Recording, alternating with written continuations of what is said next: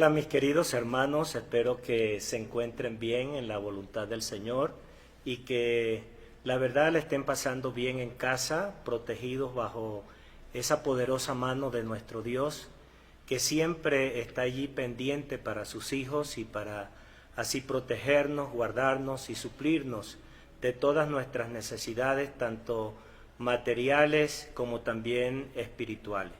Nos da mucho gusto que estés allí en casa con tu corazón preparado para escuchar la palabra de nuestro Dios. Y esperamos que el Señor en esta mañana pueda utilizar esta palabra para edificación de todo su amado pueblo del Señor. Y también nos gustaría enormemente que esta palabra pudiera tocar el corazón de alguna persona que no es salva, de alguna persona que no es convertida a Cristo. Bueno, mis hermanos, vamos a hacer una oración para encomendarnos este tiempo en las manos del Señor. Cierra allí tus ojos, inclina tu rostro y oremos juntos al Señor. Padre que estás en los cielos, te damos las gracias por esa salvación tan grande. Te damos gracias por ser nuestro Padre Dios. Te damos gracias por esa provisión al darnos a tu amado Hijo para que Él diera su vida en lugar de la nuestra, y que hoy nosotros pudiéramos tener esa libertad de poder acercarnos al trono de tu gracia, buscando siempre ese socorro y esa ayuda de parte tuya. Señor, queremos encomendar este tiempo de tal manera que tu Santo Espíritu pueda utilizar las porciones de tu palabra para que nuestras almas puedan ser edificadas y que puedan ser nutridas y fortalecidas, y que realmente todo esto pueda ser para tu honra y para tu gloria, y que podamos testificarle al mundo de que nosotros somos salvos por tu gracia, y de que estamos aquí en este mundo para testificar del Evangelio y testificar de ti, oh Dios, como nuestro Padre, y de tu Hijo como nuestro Salvador. Pedimos por aquellas almas que no son salvas, en cualquier lugar que puedan estar escuchándonos, y que si esta palabra a través de estos medios así electrónicos que son las redes sociales, Padre, alguna persona se tropieza con esta palabra, que tú puedas utilizarla para que ella pueda venir a los pies de Cristo. A ti nos encomendamos y te damos la honra y te damos la gloria en el nombre de Cristo Jesús. Amén y amén. Bueno, mis hermanos, aquí de nuevo un domingo más con el amado pueblo del Señor, en torno a su palabra.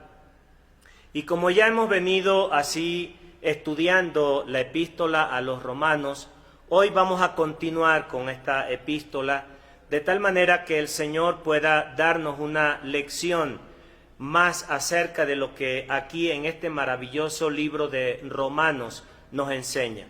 Y abre tu Biblia en capítulo 2 de Romanos, y vamos a leer a partir del versículo 17. Hoy vamos a tomar así varias porciones, tanto del capítulo 2 para concluirlo, como del capítulo 3.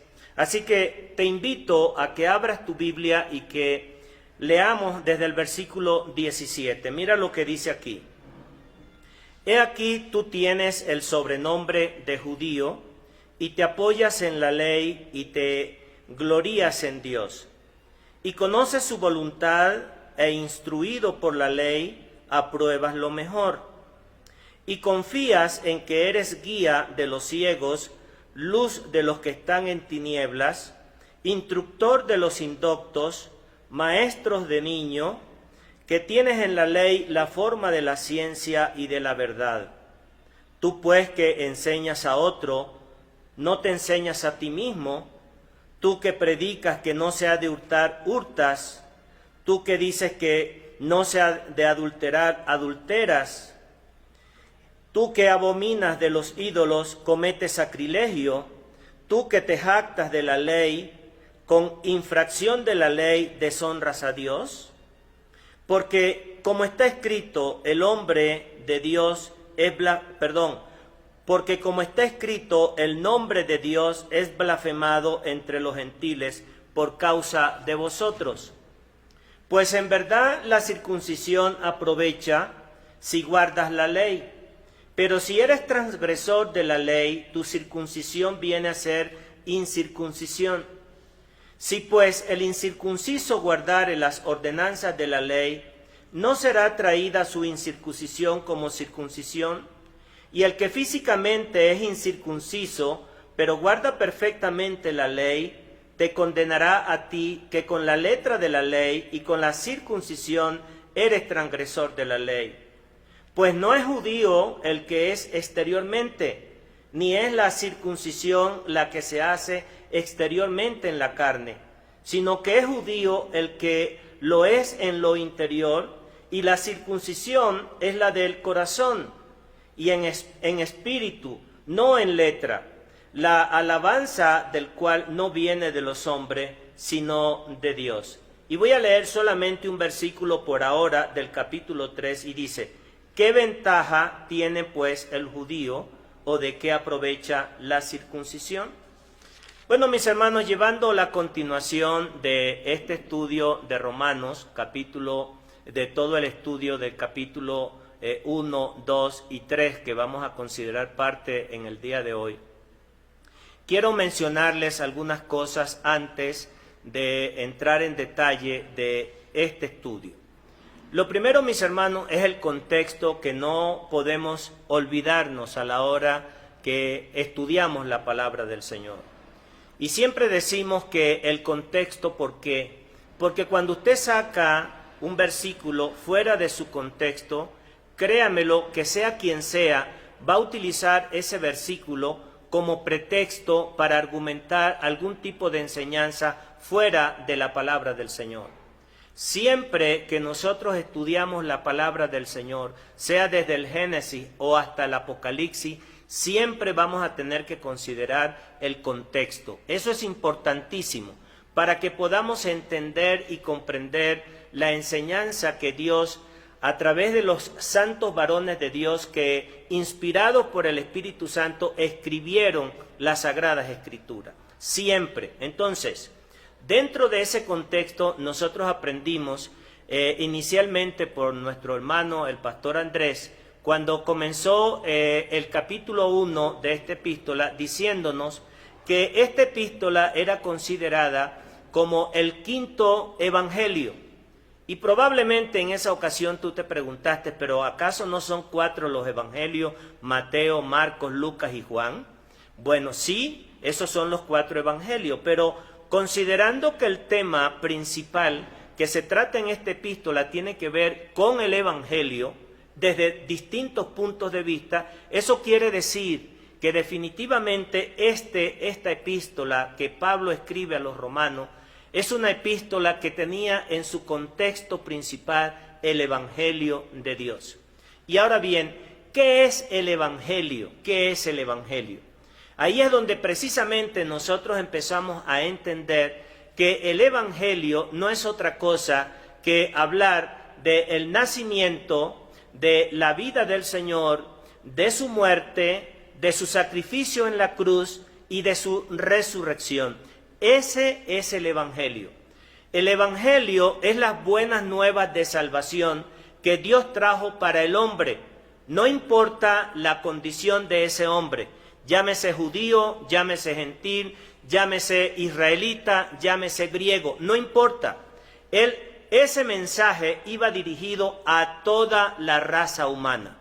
Y cuando nosotros empezamos a entender desde base por qué el evangelio es lo que quiere decir, y el evangelio va dirigido a toda la raza humana, justamente por eso es que tiene que el apóstol que estaba predicándole a los gentiles, pero que era al mismo tiempo judío y era conocedor de la ley, ahora tenía que empezar a hablarles del evangelio a personas judías que estaban allí en Roma, que era precisamente todo lo que era la base o la capital del imperio. Imagínense pues, la capital del imperio. Estaba leyendo en la parte histórica de la nación de este imperio romano, para que usted vea el poderío y la influencia que este imperio llegó a tener, que dice que su área territorial, de todo lo que abarcaba su imperio, llegó a estar ubicada por casi 5 millones de kilómetros cuadrados.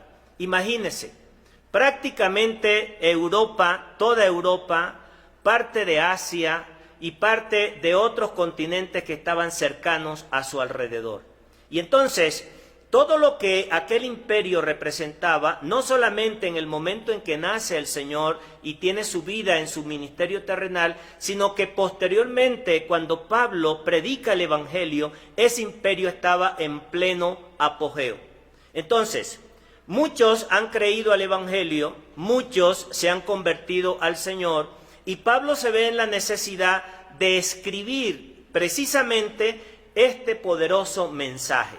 Y entonces aquí vamos a considerar varias cosas. La primera, aparte de lo que ya he mencionado del Imperio Romano, la segunda cosa que tenemos que considerar tiene que ver con el tipo de lenguaje que el apóstol Pablo utiliza. No es cualquier no es cualquier lenguaje y forma de hablar. Pablo utiliza un lenguaje característico que va abarcando dos cosas importantes dentro de una forma de comunicar. ¿Cuál es? La manera de preguntar. ¿Y por qué el apóstol en cada momento que él empieza hablando de este tema, él pregunta? Porque cuando alguien hace una pregunta, inmediatamente se toca a la mente para que la mente de la persona pueda precisamente así analizar, racional, y tiene que empezar a buscar para que ella pueda encontrar en su cabeza toda la argumentación desde el punto de vista racional. Una pregunta racional va a dar respuestas racionales. Una pregunta emocional va a dar respuestas emocionales. En este sentido, el apóstol apelaba a su razonamiento. ¿Y al razonamiento de quién? Bueno, aquí empieza la parte interesante. Bueno, en primer lugar empieza hacia la nación de Israel, que justamente pues lo llamaban así judíos como sobrenombre, como dice aquí en el versículo 17. Pero el otro elemento que quiero que tengamos en consideración, que toda la epístola, el apóstol Pablo va a empezar a desarrollar como que si él estuviera en un escenario. ¿Y cuál es ese escenario? Ese escenario, mis queridos hermanos, tómelo como un contexto, es un escenario de un tribunal. Sí, así como lo escucha, de un tribunal. Por eso, este sermón lo he titulado El Tribunal de Dios, así como lo oye. Así como está el Tribunal de Cristo, que también está citado aquí en la epístola a los Romanos en el capítulo 14, y también hay una porción, si no me equivoco, en 2 de Corintios capítulo 5 y el versículo 10, usted lo busca en casita, y si no di la cita correcta, bueno, usted busca toda la lectura y ahí va a encontrar el Tribunal de Cristo. Voy a hacer una aclaratoria en relación a lo que tiene que ver con el tribunal para que nosotros lo podamos comprender. Cuando en un estadio o en unas olimpiadas normalmente hay un número de jueces y al final de cuentas esos jueces dan así una premiación al mejor y le hacen reconocimiento a las personas que justamente llegan a alcanzar sus metas. Eso es un tribunal para premiar. Ese es un tribunal que está allí con jueces, con testigos y con ciertas reglas y con ciertas normas para premiar, no para castigar. Bueno, el Tribunal de Cristo es un tribunal para premiar. Entonces, la diferencia que lo que vamos a considerar desde estos capítulos es justamente el inicio de un tribunal, pero no para premiar. Es un tribunal donde hay un reo, donde hay unos acusadores, donde precisamente está un juez y donde hay una serie de testigos. Imagínense por un instante todo lo que vamos a ir leyendo a la luz de la palabra del Señor, que Pablo, cuando le estaba escribiendo esto a los romanos, usted diría, y caramba, ¿y por qué Pablo tenía que utilizar ese tipo de, vamos a llamar así, escenarios, alegorías? ¿Y por qué sería? Bueno, le voy a dar la explicación, mi hermano y mi hermana que me escucha. Tenemos que tener presente, mis hermanos, que Roma es donde se escribe mucho antes de la venida del Señor y durante ese imperio, lo que se conoce como el Código Romano. Es un código jurídico de leyes donde los romanos estaban acostumbrados, donde ellos estaban entendidos de cómo se manejaba el trato de un reo. No es así como en esos países donde ha aparecido dictaduras o gente que realmente es muy malvada y perversa, como ciertas monarquías que no se respetaba el derecho justamente del individuo. Roma se caracterizó dentro de su sociedad, aun cuando fue muy así verduga con el resto de las naciones y de los continentes que llegó a lograr, a conquistar. Sin embargo, dentro de su ciudadanía, ellos sí tenían un código civil, un código penal, donde justamente ellos tenían que proceder, tenían una manera para poder condenar a alguien. Y entonces Pablo, que tenía eso bien en claro, porque Pablo fue un hombre estudiado, fue un hombre que manejaba el contexto, un hombre que manejaba la parte geográfica, y que a la hora de exponer el Evangelio con tanta brillantez, para exponer el Evangelio con tanta honra, para que no se tuviera que desdibujar, haciendo pensar de que Dios era un Dios injusto a la hora como él estaba procediendo, él tenía que prepararse en todo ese escenario. Y toda su argumentación para así corroborar todo el tema que él va a desplegar en este capítulo 2 y principalmente en el capítulo 3 y de ahí en adelante es ese mismo escenario. Entonces es importante que usted y yo entendamos de eso. Hay un tribunal y por eso he titulado justamente el tribunal de Dios. Ahora bien, ¿qué dice el versículo 17? El versículo 17 dice, he aquí tú tienes el sobrenombre de judío. Y todo lo que vamos a leer desde el versículo 17 hasta el versículo 29, yo lo he llamado que son las credenciales que el apóstol Pablo estaba presentándole a aquellos a los cuales le estaba dirigiendo esta palabra. ¿Por qué las credenciales? Porque antes que nosotros tengamos que acusar a alguien, tenemos que reconocer qué valores y qué cosas tiene una persona. Y si usted quiere mostrarle el gran contraste entre una cosa y la otra, primero tiene que elevar a la persona y no ser mezquino en darle el mérito que esa persona tiene. Pablo no fue la excepción y él utiliza ese lenguaje.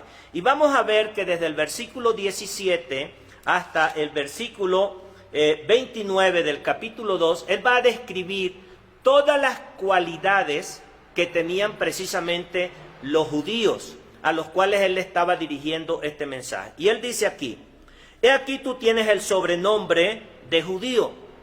¿Por qué el sobrenombre? Porque eso no, así no se llamaba la nación de Israel. La nación de Israel era Israel o la tribu de Benjamín. Y esa tribu de Benjamín correspondía precisamente a 2 tribus y media. Pero cuando ellos estuvieron en cautiverio, Dios les dijo que como una forma de menosprecio de lo que ellos estaban viviendo, iban a recibir el nombre de judío como algo así de poco valor. Sin embargo, para el momento cuando ellos estaban ya en aquella época del apóstol Pablo, ya eso había cambiado y la mayoría de todos los así migrantes judíos, israelitas y de las 12 tribus que estaban esparcidos fuera de Jerusalén, ellos estaban recibiendo ese nombre o sobrenombre de judío.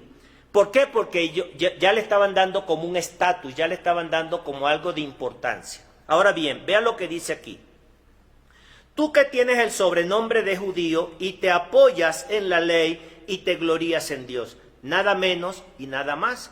Él estaba reconociendo que eso lo tenía porque él, imaginémonos pues cuando él venía camino así hacia Damasco persiguiendo a los cristianos, él sabía perfectamente en la condición que un judío actuaba. El judío actuaba con celo acerca de la ley y era sincera, y era sincero. Y mis hermanos, aquí hay una parte interesantísima que tenemos que aprender. La sinceridad puede ser una sinceridad genuina y real, pero puede estar equivocada. Oiga bien, porque muchas veces hay personas que dicen, es que esa persona me habló con sinceridad. ¿Sí? Claro. Y esa sinceridad es genuina, pero puede estar esa sinceridad equivocada. Era el caso de lo que el apóstol quería que ellos se dieran cuenta. Y él tenía esa experiencia. Él estaba actuando en un celo completamente hacia su Dios. No había nada así que fuera ulterior hacia otra cosa. No, él había sido instruido a los pies de Gamaliel. Él había sido realmente instruido bajo la ley y él hacía eso genuino. Y él les dice, para que lo pudieran tener presente, mira, el sobrenombre de judío y te apoyas en la ley y te glorías en Dios. Era real. Sin embargo, dice, y conoces su voluntad e instruido por la ley, apruebas lo mejor. Claro, no eran insensatos. Por eso estos son los credenciales que el apóstol Pablo les estaba presentando. Todo eso lo tenían ellos. Dice, versículo 19, y confías en que eres guía de los ciegos, luz de los que están en tinieblas. Dice versículo 20, eres instructor de los indoctos. Imagínense, eran personas letradas, eran personas estudiadas. Era muy difícil que un judío, desde el punto de vista familiar, no había sido instruido en la ley de Dios. Por eso eran así doctores y maestros. Él estaba reconociendo que era real entre aquella nación. Y él sigue diciendo, dice aquí en el versículo 20, maestro de niños. Cualquiera no podía convertirse en un maestro de niños. Tenía que tener ciertos valores morales, tenía que tener ciertos principios de familia para que pudiera convertirse en un maestro. Una familia no podía entregar a sus hijos a un cualquiera, no, tenía que tener un expediente honorable para que realmente pudieran estar así actuando como maestros de sus hijos. Y luego dice en el versículo mismo 20, dice, que tienes en la ley la forma de la ciencia y de la verdad. Imagínese, había ciencia, había verdad, y no lo podían negar porque era cierto. Luego dice en el versículo 21, tú pues, que enseñas a otro, no te enseñas a ti mismo. Y aquí ya viene el apóstol y hace esa misma pregunta. Fíjese, vea cómo lo hace y cómo lo plantea. Tú pues, que enseñas a otro, y entonces él pregunta, ¿no te enseñas a ti mismo? El apóstol en primer lugar no les está acusando. Fíjese lo interesante. Cuando alguien en un tribunal que llevan a una persona a un juzgado acusado justamente de cometer algún tipo de delito, esa persona al principio no se le muestra todo lo que está haciendo. No, aguántese. Primero, todo el credencial. Muy bien, porque a medida que la persona tiene un mayor credencial, tiene un nivel mayor de responsabilidad. Esa era la intención que tenía el apóstol Pablo. Un ignorante de las cosas de Dios no está, vamos a decir así, exento de juicio. Pero una persona que no conoce a Dios, el peso de la ley sobre esa persona es mucho menor que cuando esa persona tiene mucho más conocimiento. Ese era el caso de los judíos a quien él estaba escribiendo. Por eso él cita estas porciones de la manera como lo cita y la manera como pregunta, porque todavía él no está acusando, porque él no podía acusar. Hermanos, esto es algo maravilloso. Pablo nos da una lección tremenda a la hora de exponer las Sagradas Escrituras. Más adelante nos vamos a dar cuenta que quien acusa es Dios, no el hombre. Y esto es algo poderoso porque precisamente a la luz de la palabra de Dios nosotros aprendemos a que nosotros no podemos ser así de lengua fácil o ligera para estar acusando a alguien. No, Dios es el que te acusa cuando cometemos algún tipo de infracción o de delito. Dios es el que acusa a la luz de la palabra de Dios. Pablo no estaba acusando a sus hermanos judíos, no, para nada. Vea lo que él dice, él lo hace en forma de pregunta, dice, tú que predicas que no se ha de hurtar. Entonces él pregunta, no le está respondiendo, porque si uno lo lee rápidamente uno pudiera decir que Pablo está diciendo, tú que predicas que no hurtas. No, aquí no dice eso. Y esto es muy sutil la manera como está escrita y por eso aparece en forma de interrogación. porque Pablo no estaba en la posición de acusarlos, no, porque él era uno igual. Y esto es algo poderoso, mis hermanos. Es Dios el que hace la acusación y lo vamos a leer en capítulo 3. Mire, Pablo le pregunta aquí, ¿hurtas? Y él no continúa. ¿Por qué? Porque el que estaba siendo acusado tenía que venirle a su carga de su memoria y de su conciencia si él lo estaba haciendo. Y esto es algo poderoso porque cuando predicamos el evangelio, mis hermanos, y esta es una lección, yo no soy el que condena, yo no soy el que acusa, no, porque eso hace que el evangelio, el otro, lo pueda ver así distante de mí. El que acusa es Dios, el que condena es Dios. Entonces yo tengo que tener cuidado a la hora de pronunciar mis palabras, a la hora de predicar el evangelio. Muchas veces escuchamos sermones donde la piel se nos eriza porque la persona que está predicando el evangelio, en lugar de presentar a la persona del Señor Jesucristo, ¿sabe lo que hace? Acusa. Y cuando alguien se siente acusado por alguien que es igual que esa otra persona, en lugar de abrir su corazón, ¿qué cree que hace? Lo cierra.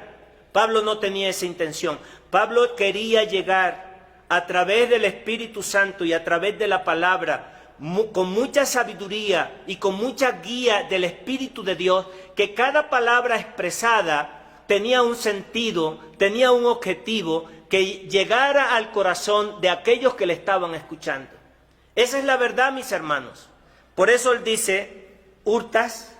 Él no le estaba acusando de que ellos hurtaban. No, tú que haces esto, te pregunta, ¿hurtas? Tú tienes la respuesta. Y luego dice, aquí en el versículo 22, tú que dices que no se ha de adulterar, y vuelve otra vez, ¿adulteras?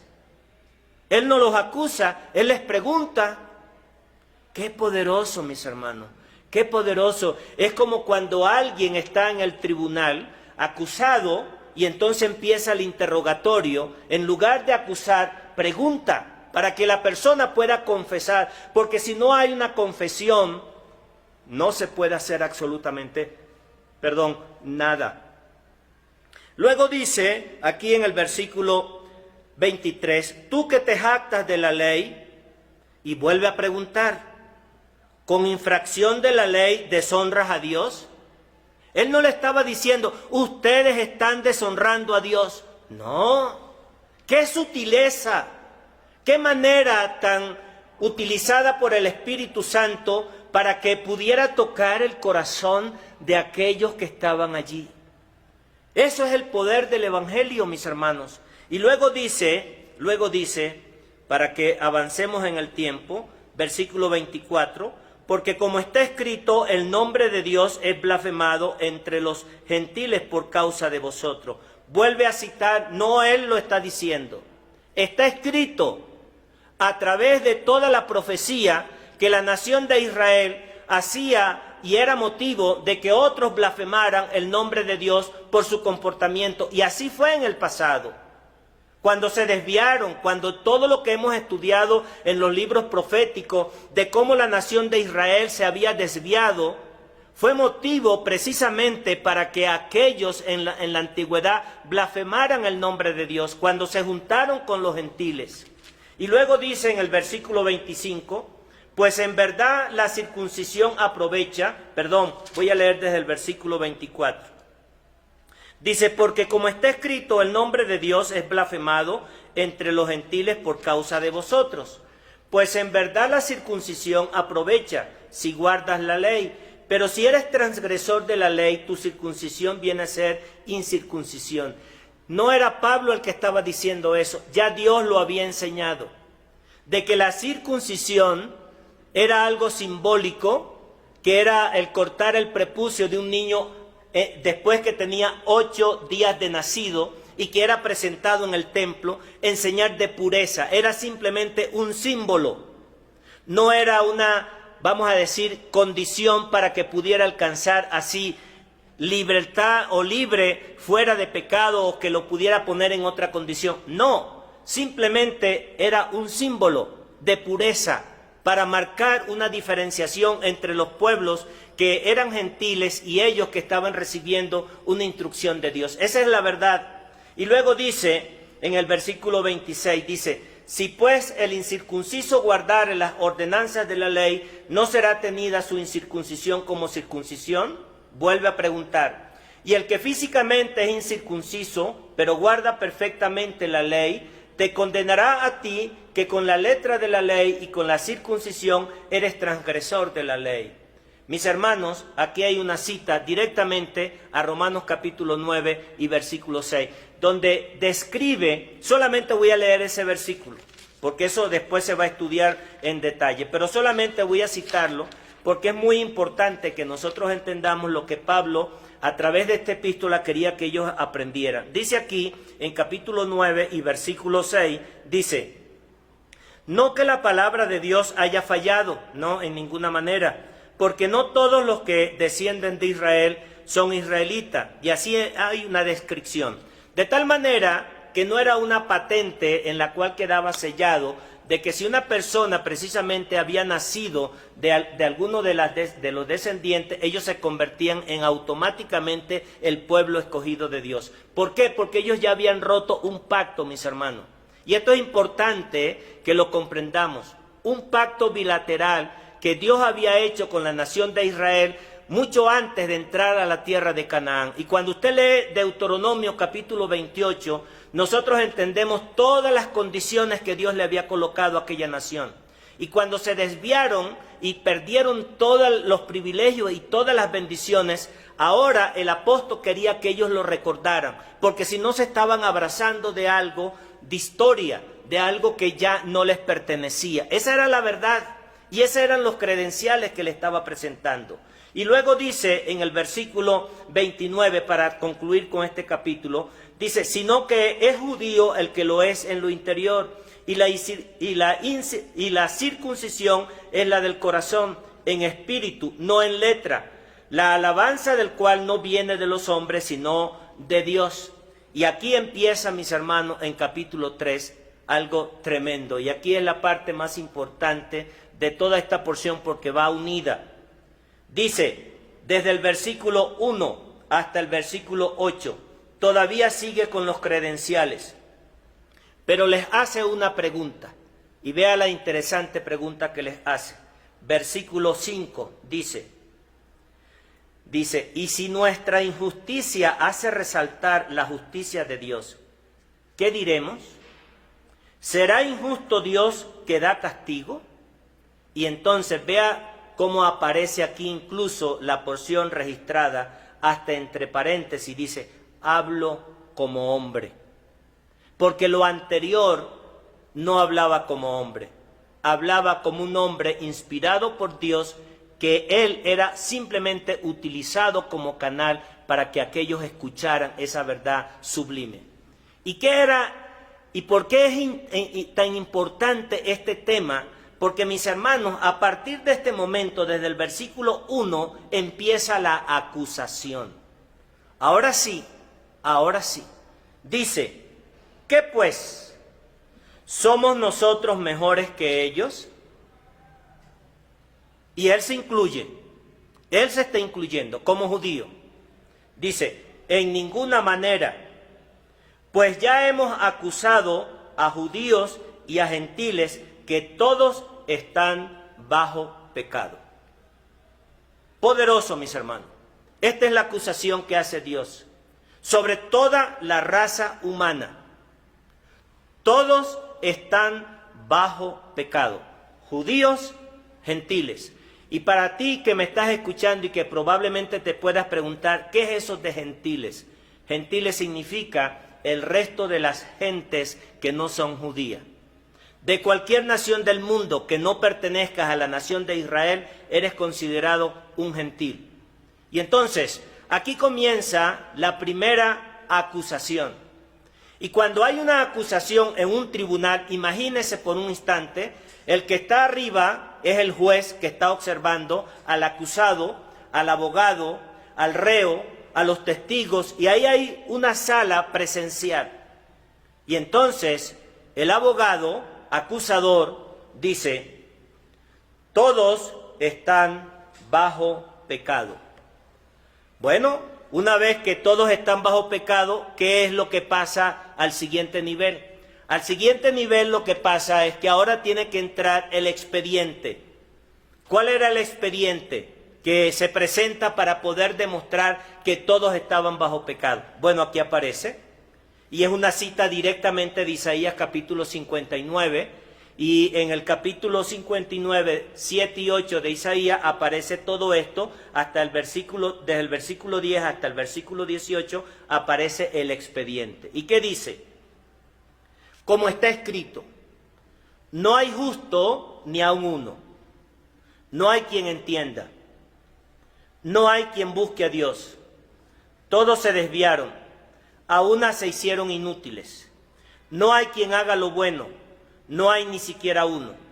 Sepulcro abierto es su garganta, con su lengua engañan, veneno de áspides hay debajo de sus labios, su boca está llena de maldición y de amargura, sus pies se apresuran a derramar sangre, quebranto y desventura hay en sus caminos, y no conocieron camino de paz, no hay temor de Dios delante de sus ojos. Ese es el expediente. Quiero preguntarte, tú que me estás escuchando y que no tienes la experiencia de la salvación, ¿hay algo con que te identificas de lo que dice aquí? ¿Hay algo, querido hermano, que recuerdes de la manera como el Señor llegó a tu vida y te alcanzó? Bueno, aquí hay dos mensajes. En primer lugar, para una persona inconversa, para una persona que no es salva, sea judía o sea gentil, todas están bajo pecado. Y cuando todos están bajo pecado, todos están bajo la maldición del juicio de Dios. Están bajo la ira del Dios eterno, porque Dios no tolera el pecado. Perdón. Y la segunda es preguntarte a ti, que no eres salvo, ¿hay algo de esto en lo cual tú te identificas? Lo voy a repetir, porque es muy importante. Dice, no hay justo ni aun uno, no hay quien entienda. Te pregunto, en este momento que estamos hablando, que estamos leyendo, que estamos citando de la palabra de Dios, ¿tú entiendes de estas cosas? Seguramente tú me podrás decir, la verdad, Señor, yo no estoy entendiendo. Y estás actuando y estás respondiendo con verdadera, verdad. Estás respondiendo con absoluta franqueza. ¿No entiendes? Y no entiendes porque tú tengas algún tipo de limitante dentro de tu ser. No, yo tampoco entendía. Y te puedo garantizar que la mayoría de los que hoy son convertidos a Cristo, de los que hoy gozan el privilegio de la salvación, de los que hoy su nombre está inscrito en el libro de la vida en los cielos, tampoco entendía en una etapa de su vida cuando alguien le hablaba del Evangelio. No entendíamos. ¿Y por qué no entiendes o por qué no entendíamos? Por una razón muy simple. Porque el pecado, queridos amigos, entenebrece la mente y el corazón del hombre. Porque un hombre que está bajo la influencia del pecado, el dominio de Satanás, aunque no lo quieras creer, y no estamos hablando de superstición, no, es que el poder de Satanás y la influencia de Satanás sobre el ser humano caído, pecador, le entenebrece la mente para que no le pueda resplandecer la luz del Evangelio. Eso pasa. Y en este momento que tú estás escuchando la palabra de Dios y que estamos hablando del Evangelio de Cristo, en este instante hay una lucha en la mente por tratar de comprender. Pero detente un momento allí, porque quiero que comprendas algo. Cuando el plan de salvación se apodera de una persona y llega a una persona, ya hay un poder que empieza a manifestarse a través de la palabra de Dios, a través de la lectura sencilla de la palabra de Dios. Y el Espíritu Santo, ¿qué cree que hace? Empieza a producir alumbramiento en la mente. Empieza a entender poco a poco de la condición en la cual yo me encontraba cuando acepté a Cristo y en la condición en la cual tú en este momento te puedas estar encontrando y que te puedas estar así preguntando, ¿por qué me cuesta tanto? Bueno, hay una lucha y Dios a través de su Santo Espíritu y a través de su palabra quiere que tú puedas comprender esa verdad. Y mi hermana y mi hermano que estás en casa, que ya gozas de este privilegio de la salvación del alma, que tú puedas recordarte, porque muchas veces se nos olvida. Estaba ayer en la casa de una familia creyente y cuando me compartían su experiencia de cómo habían sido salvos, sus ojos, su voz expresaba tanta alegría en su corazón, que es lo que hace que cuando recordamos ese momento de cuando el Señor actúa en nuestras vidas para salvación, el corazón se alegra y no nos podemos olvidar. Por mucha dificultad que tengamos, por mucha situación difícil que estemos atravesando, tenemos que detenernos e irnos a aquellos momentos para que veamos lo milagroso de cómo definitivamente podemos alcanzar salvación. Y esa familia me contaba que una persona en su casa, su abuelo, estaba en un lugar y encontró un folletito, te estoy hablando de hace aproximadamente más de 60 años, donde no habían los medios de comunicación como ahora existen. Y ahí había un mensaje y un número de teléfono para el cual se podía llamar y allí podían darle enseñanza y explicaciones de la palabra de Dios. Y aquel anciano se atrevió a hacer la llamada y unos hermanos le atendieron y se pusieron de acuerdo para visitarle en casa. Y le tocaron la puerta. Y en esa población de aquí, de este maravilloso país que se llama México, llegaron a aquel pueblito y empezaron a hablarle de la palabra de Dios y que había que enseñarle, pero el señor era muy religioso católico. Y aquel hombre no se había dado cuenta que aquellos hombres estaban predicando el evangelio. Hasta que llegó a darse cuenta, ¿y qué crees que hizo? Le dijo, yo quiero que ustedes se retiren de aquí de casa. Pero como también estaba allí la mamá, que era la esposa de la familia, le dijo, yo sí quiero que se quede. Y entonces aquellos jóvenes que estaban predicando la palabra, viendo la situación para no crear conflicto entre ellos, ¿qué cree que hicieron? Le dijo, mire, mejor asistan a la congregación y ya iba a empezar a recibir todo lo que tiene que ver para el aprendizaje de la palabra del Señor. Para hacerles la historia corta, mis hermanos, aquella mujer, escuchando la palabra de Dios, llegó a convertirse y llegó a confesar al Señor como su Salvador personal. Luego su hija se convirtió al Señor. Fue con la persona que ayer yo estuve conversando. ¿Y qué cree? Su hija también se convirtió al Señor. Es decir, el abuelo, por un tratado en el suelo, que era católico, el evangelio llegó a su casa, pero alcanzó a su mamá, alcanzó a su hija, a su nieta, y luego a su bisnieta, porque también tuve el privilegio de hablar con su bisnieta, una mujer ya grande, adulta, con más de 60 años en el evangelio. Así actúa nuestro Dios, así es el poder del evangelio para transformar vidas. Eso era lo que aquí Pablo ahora le estaba presentando el expediente a aquella nación de Israel. Ustedes, este es el cuadro. ¿Tienen todos estos privilegios? Sí, pero mira lo que está aquí, citando Isaías capítulo 59. No estaba hablando caprichosamente él, no. Y voy a concluir con esta parte de este expediente. Dice, versículo 13, sepulcro abierto es su garganta, con su lengua engañan. Veneno de áspides hay debajo de sus labios. Su boca está llena de maldición. Te invito allí donde estás, busca una Biblia, lee esa porción y te aseguro que Dios va a tocar tu corazón para que comprendas que tú estás en esa condición de pecador perdido, pero no porque Dios lo quiera decir, es porque tus obras manifiestan precisamente eso que es el pecado. Y luego dice en el versículo 19, mis queridos hermanos, es la sentencia.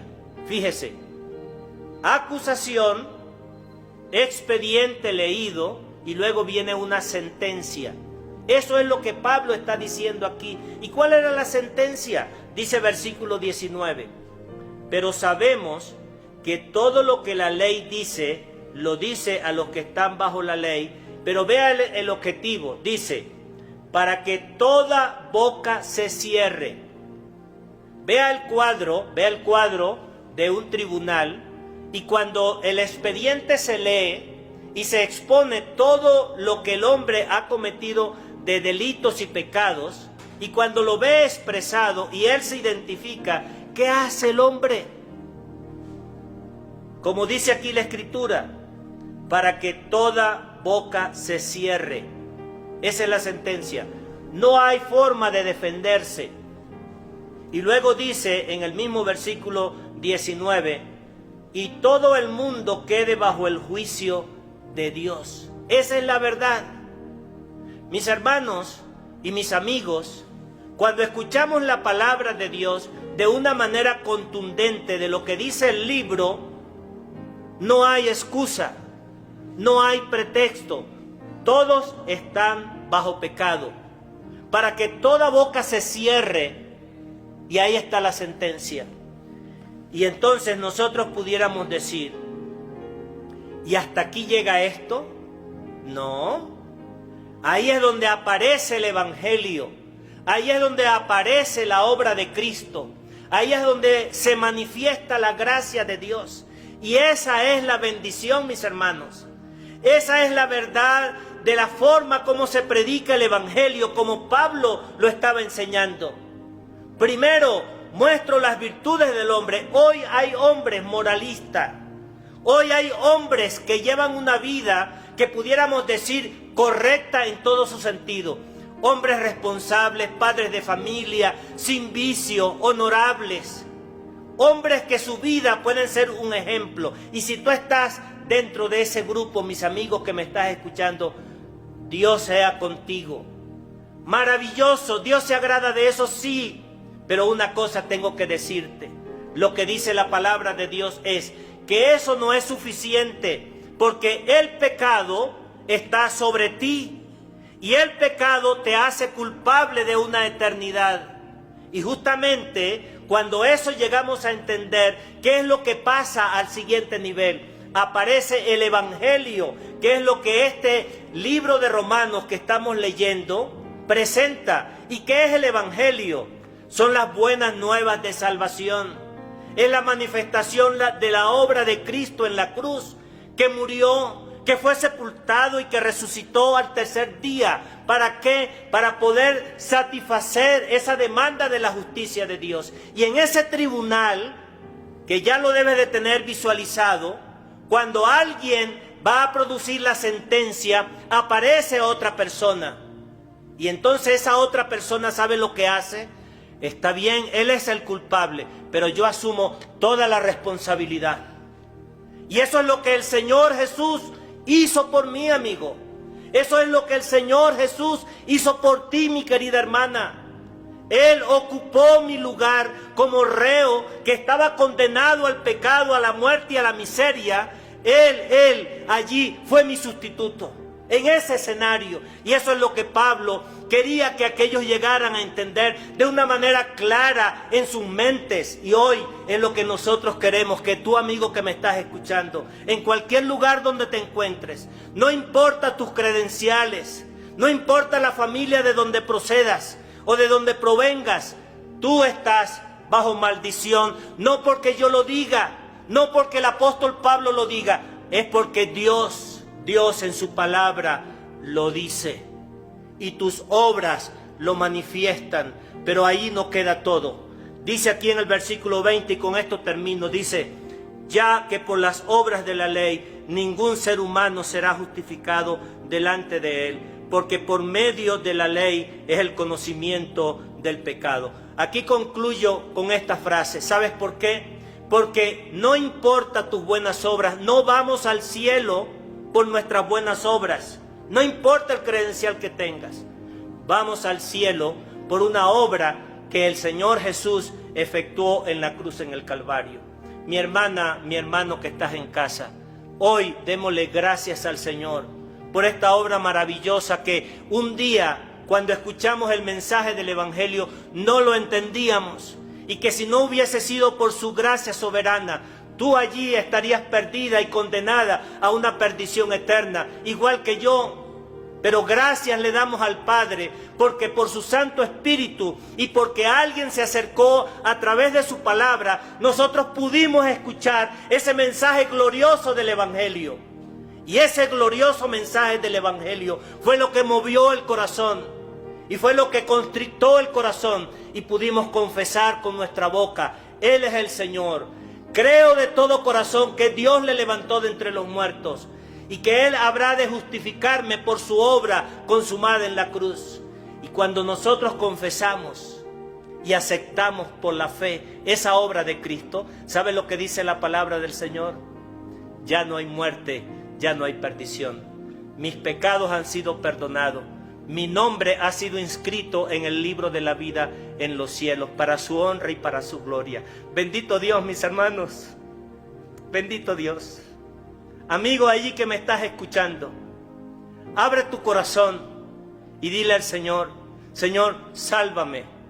Creo por la fe en ese Cristo bendito que murió en la cruz, que derramó su sangre preciosa para alcanzar salvación al pobre pecador. No importa que sea judío, no importa que sea gentil, acepta a Cristo como tu Salvador personal. Que Él te ayude y Él bendiga su palabra en esta mañana.